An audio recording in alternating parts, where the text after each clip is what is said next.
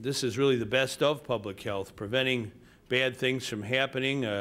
When Steve was talking about the secondhand smoke issue and preventing that wherever possible, especially in casinos and places like that, I really want to salute President John Cullerton, who's with us here today. I know he was your keynote address, made a keynote address, and this has been a lifelong passion of John, protecting people from things that are not good for them, especially in the area of smoking.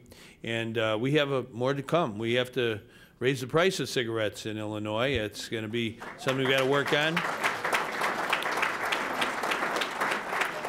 I think we know that when that price goes up, a lot of young people just don't start smoking. And we can save a lot of lives and extend a lot of lives by just that one act. It can also help us invest in whether it's health care, or education, or building or making things in Illinois. We've got to really make that a good cause for ourselves in the coming year. And I think it's very important to understand that this is really public health at its best. The advances in American life expectancy in the past century have come almost exclusively from public health measures, like stopping smoking and encouraging people to stop smoking, like doing things like seat belts in cars and many other important things. Because part of our job is to educate people about opportunities. Steve mentioned a few years ago I signed a bill that allows poor women access to mammograms, and especially women of color, their fatality rate from breast cancer is far higher than other people in the population. And we wanted to make sure that they had access to mammograms, whatever their income, and we signed that legislation. So it's important that we keep this movement going. It really truly is a movement.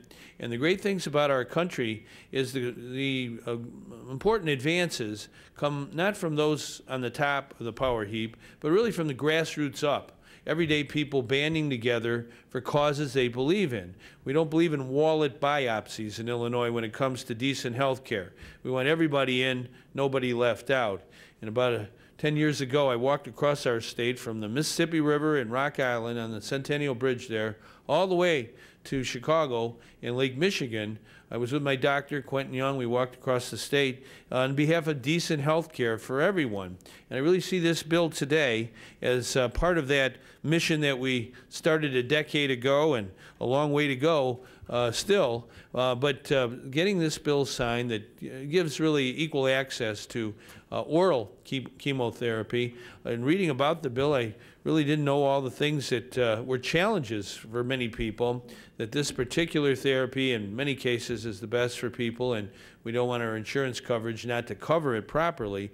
So this is really something that we're really fighting for, the health of the people of Illinois. There's a passage in Scripture that says that if you save one life, you save the whole world. Okay, this is the law of Illinois. It's a very important law.